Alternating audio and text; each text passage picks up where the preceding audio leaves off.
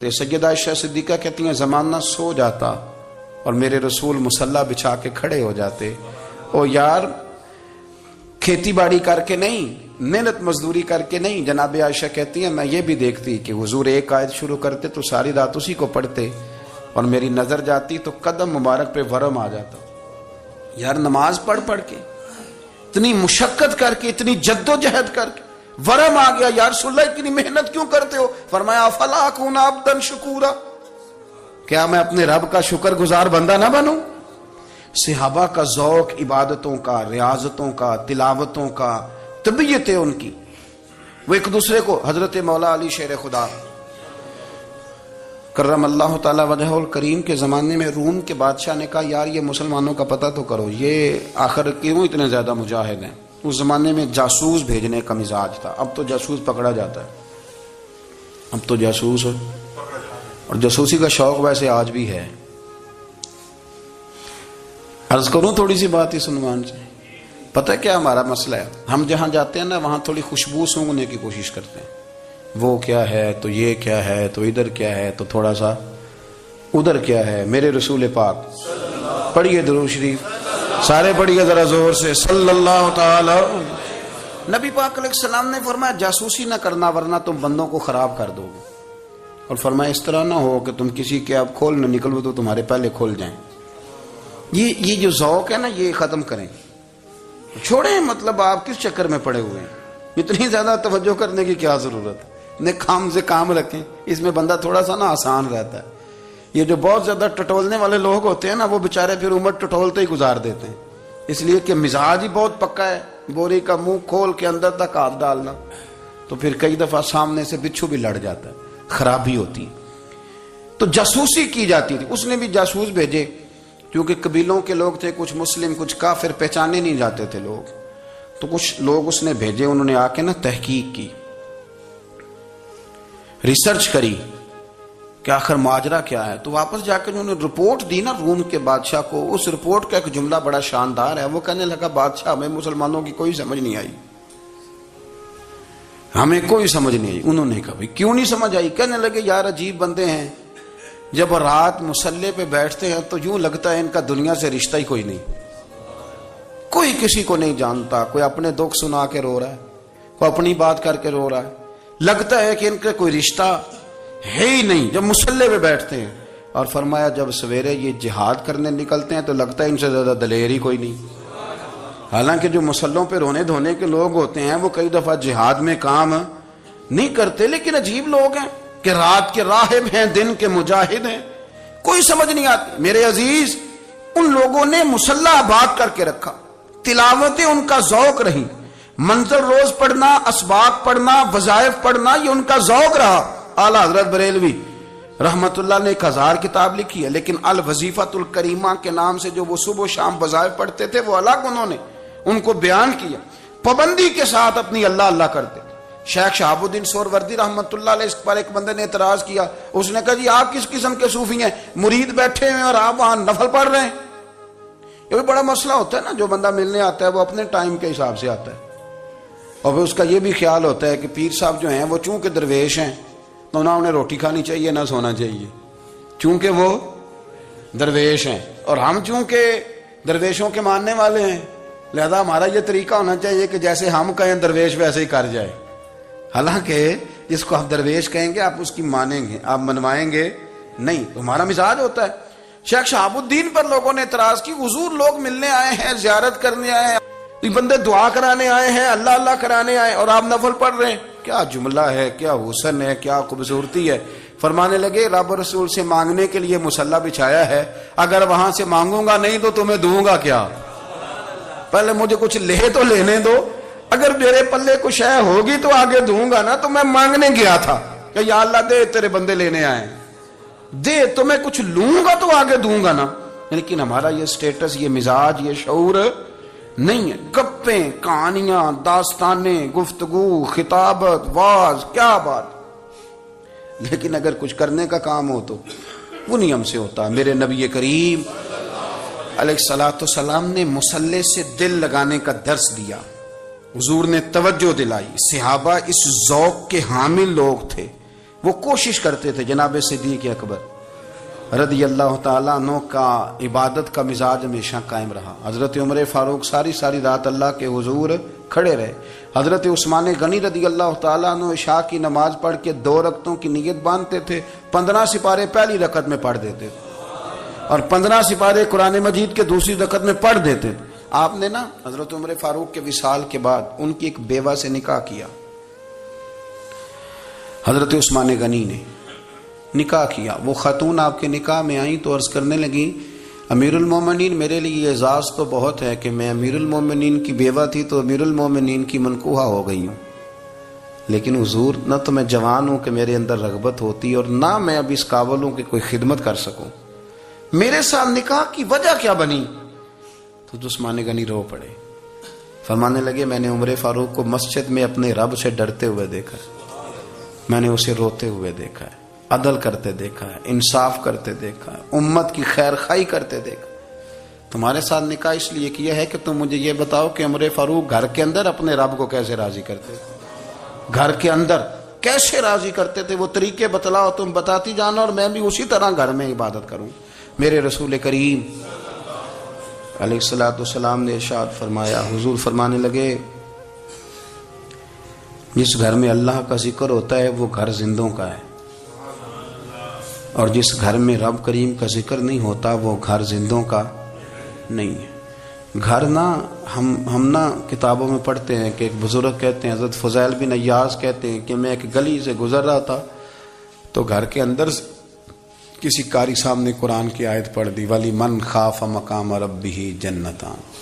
میں تے میرے کانوں سے ٹکرائی تو اللہ نے میری کایا ہی پلٹ دی, میں توبہ کر گیا. اب گھر کے اندر سے آواز آئے تو صحیح نہ تلاوت کی, پر اندر سے آواز آتی نہیں, یا ڈیک بجنے کی آواز آتی ہے, یا ٹی وی چلنے کی آواز آتی ہے, یا دھوم مچانے کی آواز آتی ہے. عبادت کا وہ جو خاص شوق تھا, وہ جو حسن تھا, وہ جو توانائی تھی, وہ جو بات تھی. ایک جگہ پہ ہم بیٹھے تھے تو وہاں ایک صاحب آئے اور انہوں نے آتے ہی کہا کہ مہربانی کریں ذرا مجھے مصلی دے دیں, میرے نہ کچھ نفل رہ گئے. تو میں نے وضو کر لیا تو کوئی مصلی مل جائے. مصلی انہیں دے دیا گیا, وہ مصلی لے کے چلے گئے تو پیچھے ایک صاحب نے تبصرہ کیا, کہنے کتنا ریاکار بندہ ہے, لوگوں کو دکھا رہا ہے کہ میں نفل پڑھتا ہوں, ہے کوئی بات کرنے والی. میں نے اسے کہا, میں نے کہا تو مہربانی کرنا اس طرح کی ریاکاری تو بھی کر, پکڑ مصلی اور جا تو بھی تھوڑی ریاکاری کر کے آ, اٹھ ذرا شکر کر, کوئی یہ ریاکار بھی ملا ہے, کوئی نفل پڑھ کے ریاکاری کر رہا ہے. اللہ کا میں کہتا ہوں کو پڑھے تو صحیح نہ, یار یہ کوئی دور ہے نفل پڑھنے کا, اس میں تو لوگوں کا مزاج ہی نہیں, طبیعت ہی نہیں. میں نے کہا چل مہربانی کر یہ لے مصلی اور تو بھی جا تھوڑی سی یا کر یا ریاکاری کرو تو صحیح نا, مزاج ہی نہیں, ذوق. جمعے کی نماز پڑھ کے یوں دنیا بھاگتی ہے, او ہو پتہ نہیں کون سی پیچھے آگ تھی جو بجھائی جائے گی. اور آج تک لوگ مسئلہ پوچھ رہے ہیں کہ جمعے کی بعد والی سنتیں کتنی ہوتی ہیں. میں نے کہا کتنے سال ہو گئے جمعہ پڑھتے, کتنے سال ہو گئے, ابھی تک سنتوں کا نہیں پتا, ابھی تک نے علم کے پہلے کتنی رکھتے ہیں اور بعد میں کتنی رکھتے ہیں. فجر کی سنتیں کب پڑھنی چاہیے, سنو فجر کی سنتوں کے بارے میں. میرے رسول کریم سید عالم صلی اللہ تعالی علیہ وسلم سے ایک صحابی نے پوچھا تھا, حضور میری فجر کی سنتیں رہ گئیں یا رہ جاتی ہیں تو حکم کیا ہے, کیا انداز ہے حضور کا. بخاری مسلم کے لفظ سنو, حضور سید عالم صلی اللہ علیہ وسلم فرمانے لگے, اس نے کیا پوچھا تھا, حضور جواب کیا دیتے ہیں, فرمایا فجر کی سنتیں کبھی نہ چھوڑنا, فجر کی پہلی 2 سنتیں کبھی نہ چھوڑنا. یا رسول اللہ صلی اللہ تعالی علیہ وسلم میری رہ گئی ہیں, رہ جاتی ہیں. فرمایا فجر کی 2 سنتیں نہ چھوڑنا, فرمایا فجر کی پہلی 2 سنتیں مجھے دنیا اور دنیا کے اندر جو کچھ ہے وہ سب سے زیادہ پیاری ہے. فجر کی 2 سنتیں دنیا اور دنیا میں جو کچھ ہے مجھے وہ سب سے زیادہ پیاری ہیں, اس لیے فجر کی سنتیں نہ چھوڑنا. اپنا ذوق, اپنی طبیعت, ہم نے نا ذوق غلط بنا لیا ہے. اگر 20 بندے کہہ بھی دیں گے تو نے بڑی شاندار تلاوت کیا تو کیا اس سے بنے گا, 100 بندہ کہہ بھی دے تیری کیا بات ہے, کیا بات ہے نعت خاں کی, کیا بات ہے علامہ صاحب کی, پیر صاحب کی, پیر مہر علی شاہ صاحب رحمت اللہ علیہ. آپ تشریف فرما تھے تو آپ کے ایک ہی بیٹے بابو جی جن کو کہا جاتا ہے, جس دن صاحبزادے پیدا ہوئے تو خادم نہ وہاں سے نکلا. ان لوگوں کے شوق اور طرح کے تھے نا, تو ان کی توجہ بھی اپنے شوق کی طرف رہتی. تو خادم نکلا اندر سے, پیر صاحب مبارک ہو, پیر صاحب مبارک ہو, پیر صاحب مبارک ہو, پیر صاحب مبارک ہو, شور کر رہے ہیں. تو پیر صاحب کو وجد ہو گیا، اللہ اکبر اللہ اکبر اللہ، او کیا ہوا، کس بات کی مبارک دے رہے ہو؟ عرض کی حضور اللہ نے بیٹا دیا ہے۔ تو آپ فرمانے لگے اچھا حضور آپ کیا ہوا، آپ تو پریشان ہو گئے۔ فرمانے لگے جب تو نے 3 دفعہ کہا نا مہر علی کو مبارک ہو، تو میں سمجھا تھا شاید تجھے کسی نے بتا دیا ہے کہ مہر علی سے اللہ راضی ہو گیا۔ میں سمجھا تھا کہ شاید تو یہ خبر لے کے آیا ہے کہ کسی نے بتایا ہے کہ مجھے آج خبر ملی ہے کہ مہر علی سے رب اچھا پتر ہوا ہے، الحمدللہ اللہ کا شکر ہے، پر میرے لیے مبارک کا دن وہ ہوگا جب میرا رب کہے گا کہ میں مہر علی سے راضی ہوں، میرے محبوب کہیں گے کہ میں مہر علی سے۔ آپ بات کو سمجھیں، شوق ہی کسی اور طرف تھا، دل ہی کہیں اور لگا ہوا تھا، طبیعت ہی کہیں اور مائل تھی۔ کوئی وظیفہ پوچھتے تھے تو پڑھتے تھے وہ لوگ، کچھ اللہ اللہ انہیں بتائی جاتی تھی تو کرنے کا ذوق رکھتے تھے، طبیعت تھی، قائل تھے۔ حضرت ربیع کہتے ہیں میں بڑی دور سے سفر کر کے گیا حضرت اویس کرنی سے ملنے، بڑی دور سے، اور جب میں پہنچا تو فجر کا وقت تھا، تو حضرت اویس کرنی کو میں نے پا لیا، تو وہ نماز پڑھ کے نا قرآن شریف لے کے بیٹھ گئے۔ فرماتے ہیں اشراق چاشت کا وقت ہوا تو نفلوں کی نیت باندھ لی۔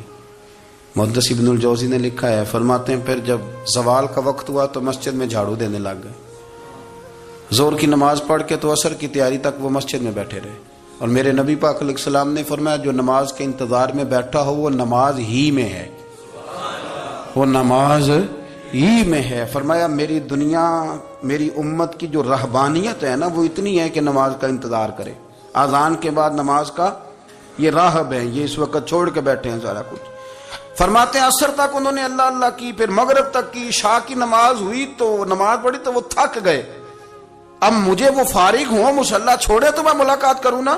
یہ آپ حیران نہ ہو کہ اتنی دیر بندہ کیسے اللہ اللہ کر، ہم نے کی نہیں نا اس لیے ہم پریشان ہیں، جو عادی ہوتے ہیں وہ کر بھی لیتے ہیں، وہ یہ کام، میری بات کی سمجھ آ رہی ہے؟ جب جاتے ہو کسی دفتر میں تو 8 گھنٹے کھڑے رہ لیتے ہو نا، مجبوری ہوتی ہے تو کھڑے رہا جا سکتا ہے۔ پاسپورٹ کے دفتر بولیے، امیگریشن کی لائنوں میں، اور میں نے تو امبیسیوں میں بندے 12 گھنٹے پہلے جا کے کھڑے دیکھے، رہ لیتے ہیں کھڑے۔ تو اگر ان کاموں کے لیے رہا جاتا ہے تو اللہ رسول کے لیے بھی کھڑے رہا جا سکتا ہے۔ تو فرمانے لگے کہ جب عشاء کی نماز کے بعد آخر انسان تھے، تھک گئے، نیند کا غلبہ ہوا تو تھوڑی ایسے آنکھ بند ہوئی تو کھولی تو رونے لگے۔ حضرت ویسے کرنی رو کے کہنے لگے مالک مجھے غافل تو نہ کر، ابھی میں نے کیا بھی کچھ نہیں، دن ختم ہو گیا، کوئی نفل نہیں، کوئی اللہ اللہ نہیں، اللہ مجھے غافل نہ کر، میری مدد فرما۔ فرماتے ہیں جب وہ روئے تو میرے ساتھ جو شخص تھا میں نے کہا اٹھو چلیں، کہنے لگا حضور ملنا نہیں، فرمایا جو میں لینے آیا تھا وہ مجھے مل گیا ہے، جو میں ان سے سیکھنے آیا تھا وہ مجھے نصیب ہو گیا، اب اور میں نے کیا لینا، ختم ہو گئی بات، اٹھو چلیں۔ اللہ کے بندوں نے حضرت ربیعہ بن کعب اسلمی رضی اللہ تعالیٰ عنہ فرماتے ہیں، کہتے ہیں جب بنو قریظہ اور بنو نذیر یہودیوں کے ساتھ حضور علیہ السلام نے جنگ کا اعلان فرمایا تو وہ دشمن ہو گئے، ہمیں خطرہ تھا کہ وہ رات کو کہیں محبوب کو تکلیف نہ دیں، تو کچھ لوگ نا تلواریں لے کے نبی پاک کے دروازے پہ پہرے داری کرتے تھے۔ گن مین رکھنا حرام نہیں، اگر کسی کو واقعی خطرہ ہو تو اس کے لیے سنت بھی ہے۔ حضرت علی المرتضیٰ تلوار لے کے حضور کے گھر کا پہرا دیتے تھے۔ حضرت ربیعہ بن کعب اسلمی رضی اللہ تعالیٰ عنہ فرماتے ہیں کہ رات میری ڈیوٹی تھی کہ میں حضور کے گھر کا پہرا دوں گا، تو فرماتے ہیں میں باہر سن رہا تھا، ساری رات ہی میرے نبی پاک نے اللہ کی تسبیح پڑھی، ساری رات، کبھی تسبیح، کبھی تحلیل، کبھی تحمید، کبھی تکبیر، ساری رات۔ فرماتے ہیں ساری رات حضور پڑھتے رہے اور ساری رات ہی میں سنتا رہا، مجھے اونگ آ گئی، میری آنکھ لگ گئی، حضور ابھی پڑھ رہے تھے، میں تھک کے سو گیا۔ اور فرماتے ہیں جب میری آنکھ دوبارہ سے کھلی تو میرے کانوں میں پھر کوئی چیز گونجی تو میں نے کان لگایا تو میرے حبیب ابھی بھی اللہ کو یاد کر رہے، ساری رات حضور رب کی عبادت کرتے۔ اسی لیے تو کہا یا ایھا المزمل قم اللیل الا قلیلا، حبیب ساری رات تو نہ جاگا کا، تھوڑا آرام بھی کر لیے گا۔ میرے بھائی اپنا مصلی، اپنی عبادات، اپنے وظائف، اللہ اللہ جو آپ نے کسی سے سیکھی ہے اس کو کبھی کمزور نہ ہونے دیں۔ شجرہ شریف جو کسی بزرگ سے آپ لے لیتے ہیں تو کیا رسم ہے کوئی؟ اس پہ کچھ لکھا ہوتا ہے، وہ پڑھنے کے لیے دیا جاتا ہے، اس پہ لکھا ہوتا ہے کہ یہ اللہ اللہ آپ نے کرنی ہے۔